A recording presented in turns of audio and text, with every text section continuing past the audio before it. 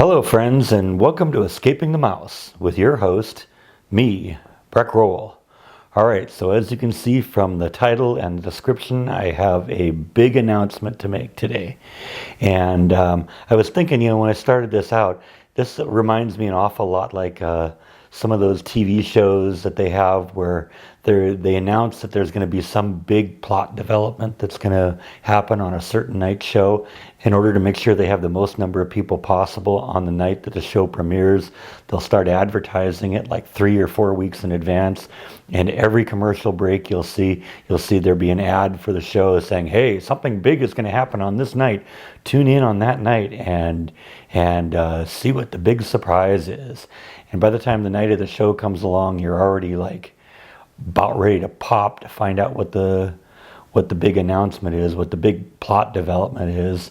And you get into the show and you turn it on and it comes on, and right off the bat you're expecting, okay, here we go, this is going to be it. And the show starts off and it's just a normal show, and nothing really interesting is happening. It's just a normal day-to-day events, so whatever the show is about. And you get to the first commercial break and say, okay, well, what they'll do is they'll show it after the commercial break. And so you sit through the commercials, and then the show comes back on and you watch, expecting, okay, here it comes, we're going to get it now. And nothing's happening. And it just drags on and on and on. And then you get to about the halfway mark of the show, and they break away for a commercial. And all of a sudden it dawns on you what's going on. They're manipulating you into watching the whole show. And it really makes sense if you think about it, because let's face it, they've just spent millions of dollars advertising this show over the last 3 weeks. They want to get as big a bang out of the viewership as they can by having you watch every one of the commercials. And they know if you make the announcement right at the beginning, what's going to happen is people say, okay, great, we got what we want, we're going to stop watching. And so you realize what's going on, and you realize they're just manipulating you into watching the entire show. And you almost try and convince yourself, it's like, okay, that's what they're doing. What I'm going to do is I'm just going to turn the show off, and I'll come back in the last like 5 minutes of the show and see whatever the big announcement is. And then you start having moments of self-doubt. Wait, if I do that, then what they're going to do is they're going to make whatever the big announcement is at some point, and I'm going to miss it. And so you end up sitting there through the third quarter of the show up until the commercial, and at this point you just want to kill yourself, because you're just being manipulated into watching the whole show. And they'll go away for the final commercial break before the fourth quarter of the show, and you won't even want to go to the bathroom or go get a snack or anything like that, because the commercial come back. They'll go back to the show after the commercial and immediately make the announcement, whatever the big announcement is, and you'll miss it. So you sit through the whole commercial and get back into the final quarter and say, okay, finally, we're in the final quarter of the show. They're going to have to make the announcement now. Let's pay attention. Let's see what's going on. And it'll sound like they're building up to something. And, it's like, and you'll be telling yourself, okay, here we go. It's going to happen. And then all of a sudden they'll go off on some tangent that's unrelated to whatever it is that you're interested in, and at this point you're just convinced you're being manipulated into, watching the whole show. It's like those websites on the internet that you see go across your timeline from time to time on like Facebook and stuff like that, where it has a real clickbaity title, like only a person with 130 IQ can answer 90% of the questions. And you say, oh, okay, well, let's see if I have 130 IQ. And you get into it, and it's a bunch of brain dead questions like, what's America's favorite pet? And the 4 options are dog, snake, iguana, and orangutan, or something like that. And it's like, really? This is the type of questions that require 130 IQ to answer? And you go through it and you keep answering the questions, and you kind of get the little bit of boost in your ego, because I'm doing much better than answering 90% of these questions. I'm getting all of these. And then you get to the end of the survey and you realize, what they've been doing is just stroking my ego, trying to make me feel smart, when in reality they've just manipulated me into watching 30, 40, or 50 commercials. So, anyways, then you'll get close to the end of the show, and they still haven't done the announcement, and then they'll just play the ultimate gag on you by running another commercial right in the middle of things.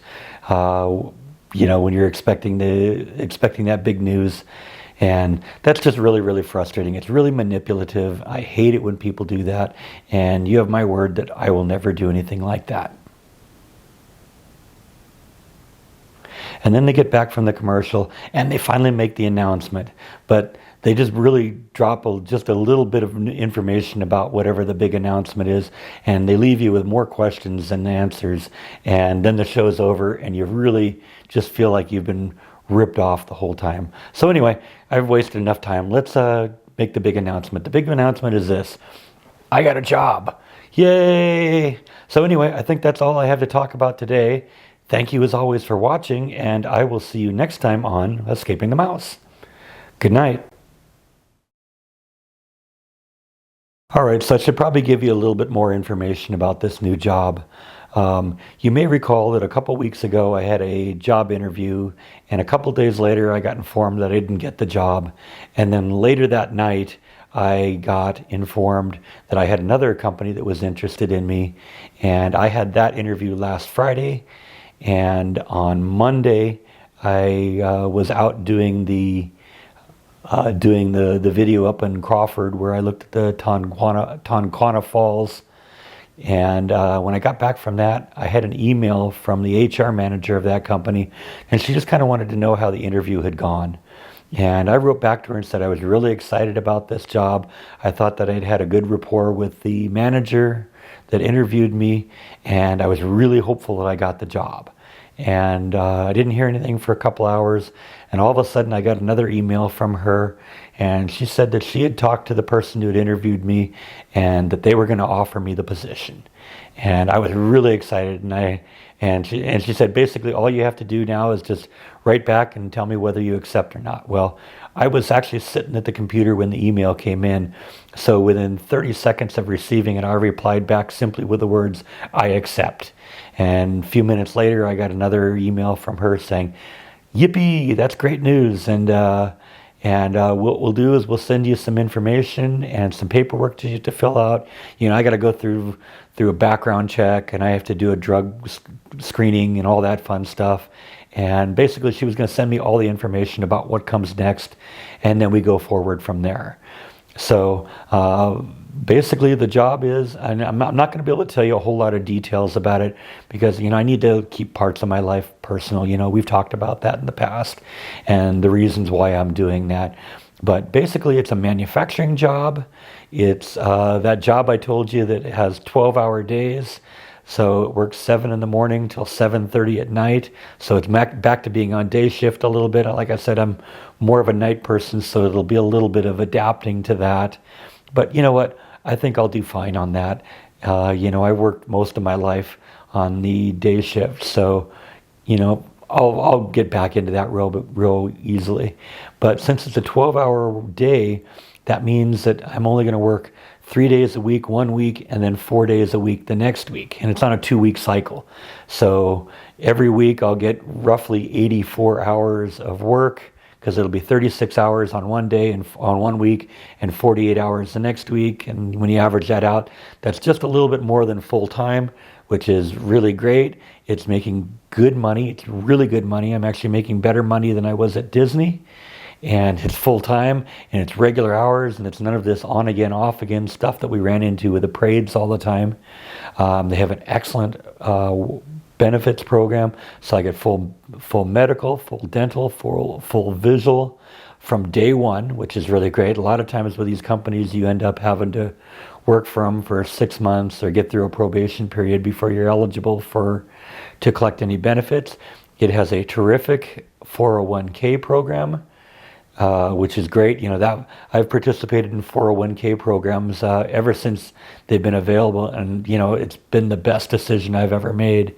I've built up quite a portfolio in the years that I was working at DMI and WIA, and even at Disney I got a little bit of a 401k, and so I definitely want to participate in that.